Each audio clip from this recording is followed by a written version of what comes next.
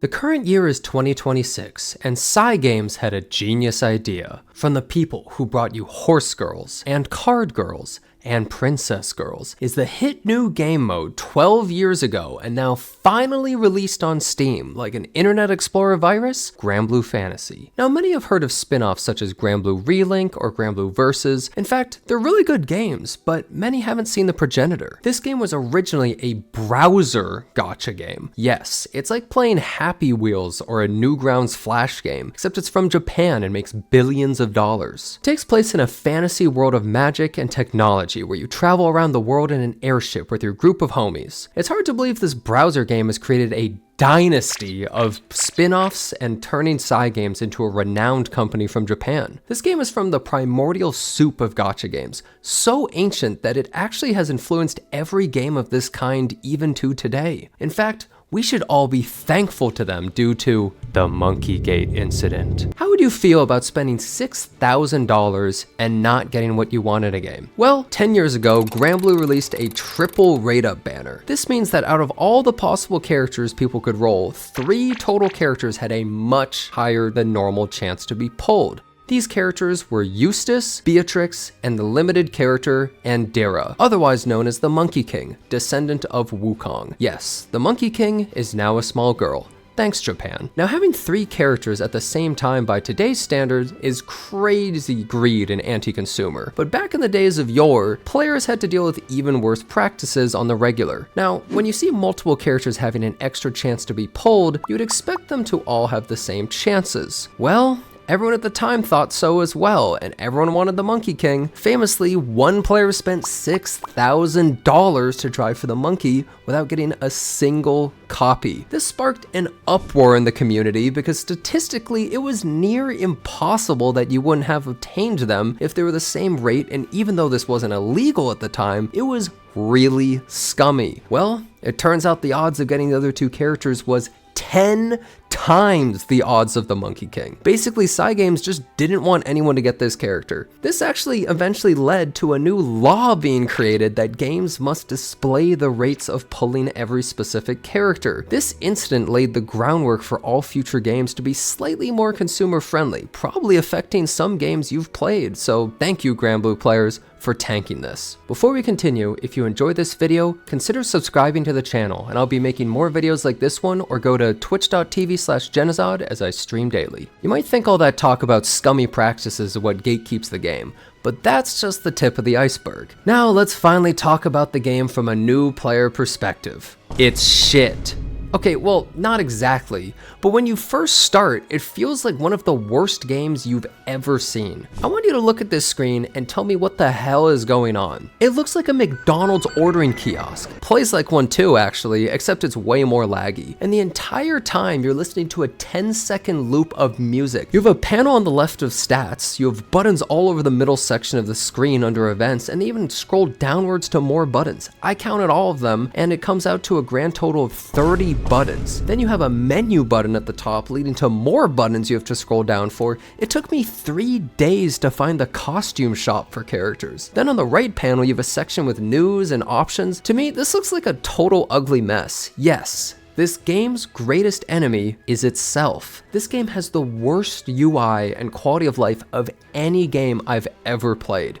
It doesn't want you to play it. The amount of menus and screens inside of one another leads you down an endless rabbit hole of clicking buttons to find anything. Veteran players actually bookmark certain pages to skip load time since it's a browser game. Every time you click anything, it has to ping all the way in Japan. So if you live there, it's fast. Anywhere else, and the delay makes this half of the gameplay. Oh, this mission needs me to switch my character's class? I want you to see the number of clicks that happen on screen to do this. Is this not the most cumbersome system you've ever seen? Now, I could click auto, but if I do that, it can change my entire team and weapon setup, which would take approximately 100 menu clicks and load times to remap if I don't have the setup saved. As a new player, this is completely overwhelming. Unless you're insanely interested in the game, will instantly chase you away. The funny part is, the community also seems to be really supportive supportive and wanting to get new players. They have entire guides and a wiki to aid new players, but the game gatekeeps you. A wiki contributor and content creator named DYDK even updated a tier list right then and there to help me understand which out of the 1,000 characters I should get. Essentially, you're standing on one side of a giant gate, and on the other side are the veteran players, all of who are probably above the age of 40 at this point. Come on, man, join us. We'd love to have you. Yeah, come play Granblue with us. And as you try to get to the other side of the gate, the guard hits you with a Rubik's Cube and 10 slider puzzles before you even get to understand what's going on with the game. So you just end up quitting because who wants to spend that much effort? People think Path of Exile gatekeeps players with its massive skill tree and other extensive mechanics, but this game's UI is so bad, it actually makes me beg for Path of Exile 1.0 level of quality of life. It feels like a punishment created just to harm the user. And the craziest part, this is actually with a UI update in the past.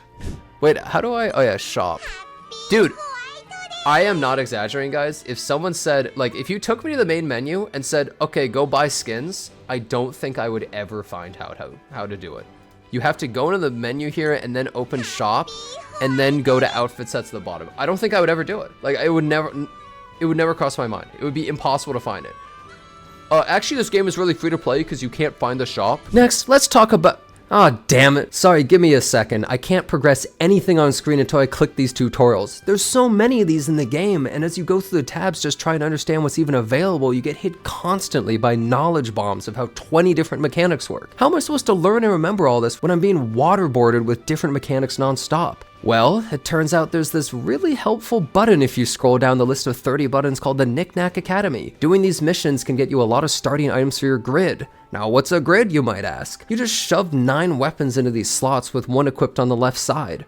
Well, as a new player, you have no idea what any of this means, but you apparently want high stats and special skills on them. Oh, did I forget to mention that you want to focus on one element? None of these things were apparent to me as a new player, and without others' help, I'd only hit the auto button on every menu and call it a day. Before we get further, let me also address the elephant in the room.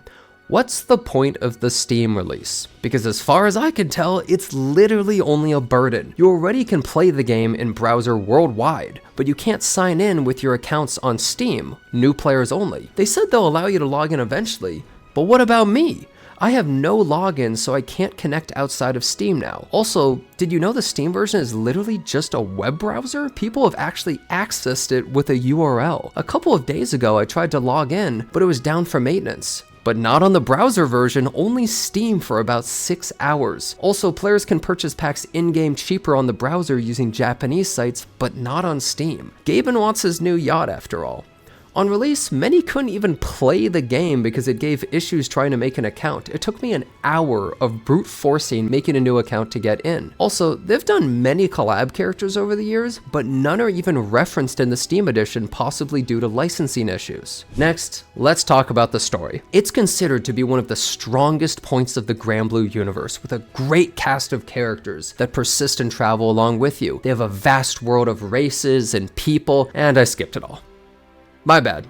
I wanted to get ahead in the game, and they allowed me to skip 12 years of story. They actually include the option to skip it. All of it. I legit, in the span of about 20 minutes, skipped over a decade of story, and I'm currently chilling in heaven or something. This game is based as hell. I've never seen an option let you skip this hard. For what it's worth, I've heard great things about the world and characters, but I'm not really a story guy in gachas. Sorry. I skipped 12 years of story content and somehow beat a dude named The World while fighting in space, where he created a universe-ending Big Bang, obliterating the entire field with my units, and I still won within 2 hours of installing the game. That'd be like if you went from episode 1 of One Piece and skipped to him fighting Kaido with no context on who he even is. Let me also say, it's nice to have a gacha game that has male characters that are actual chads. None of these K-pop looking soy boys, but actual men who kill gods with their fists and weapons and look the part. I generally pull female characters because the male characters never appeal to me, but it's nice to see male characters that are actually cool enough to want to get. The character design and art in this game is great. Now let's look at the combat, and honestly, I still don't fully grasp it. So you have the main character and 3 others in the field with 2 in reserve. Everyone can have 3 skills like buffs or attacks and use them before you do your basic attacks for the turn. Afterwards, the enemy attacks. Overall, it's fairly simple, but obviously as you get to later fights, it gets complicated playing around the enemy mechanics. But if you're not doing those ones, you're basically just hitting the auto button and calling it a day. I can count on one hand the number of fights I haven't autoed so far, and they were special challenge missions. However, even though the combat might not be spectacular, I still find it satisfying to see my characters just massacre every known god in the universe and giant mythical creatures and continually get stronger. One of this game's greatest strengths, in fact, is its progression because it's endless. You can keep getting stronger and there's like 10 different ways to progress, and you can do it forever. Longtime players call this game a job because of how much you can play. It's kind of nice to see a gacha where you aren't constantly waiting for the next patch, but always have a goal in mind. Getting stronger. For what, you may ask? This game has the most competitive guild wars scene around. Every couple of months a guild event starts and players will take time off work, say goodbye to their spouse and kids, and sit in a dark room while grinding for an entire day. They share Excel spreadsheets, optimize teams and rotations, and spam refresh runs to farm a boss for points to contribute to the guild. The higher the points, the better the guild rank, the better rewards. One of the largest rewards is the amount of pull currency you get from it. So in a way, you're fighting for money. While we're talking about money, let's get into the gacha system really quick, because it's terrible. But I actually like pieces of it. Let me explain. It's a 3% chance to pull an SSR and 6% during certain banners. The pity uses a spark system, so after 300 pulls you can obtain the character you like, but on the way you can pull random other SSRs with no 50-50 system. It also has no pity carryover. Now overall it's pretty terrible and costs like $20 for a 10 pull. But the fun part is when you pull, you can actually get tons of off-banner characters you want, or dupes that are sometimes better than what you're even trying to pull for. If you actively play, you're able to get pretty much everyone you want, but you also need a lot of characters since you need to make teams for every element to be really endgame. Starting out, I got like 100 free pulls, and during the events, they have this roulette wheel you can spin every day for a chance to get more free pulls